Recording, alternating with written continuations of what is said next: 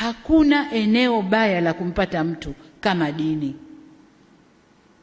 Unapomkamata mtu kwenye dini na ukamlisha ubaya wa mtu kwenye dini, unajenga chuki ya ndani ya moyo kuliko wanasiasa.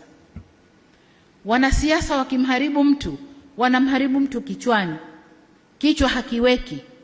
Akija mwingine na zuri, ile baya litaondoka, zuri litaingia, lakini ndani ya moyo likiingia, limeingia. Kwa hiyo viongozi wetu wa dini, kaeni kwenye mstari wenu. Dini zetu zote zinasema kila mamlaka imeletwa na Mungu. Kila mamlaka imeletwa na Mungu.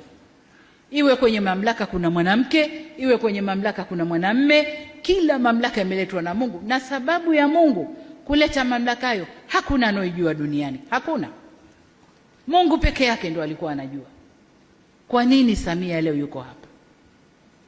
Kwa hiyo niwaombe sana viongozi wa dini, tuvae majoho. Yale majoho yetu yaoneshe sura halisi.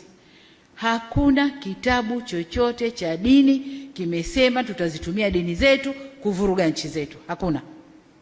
Ni utashi binafsi wa watu kwa ubaya wa nafsi zao.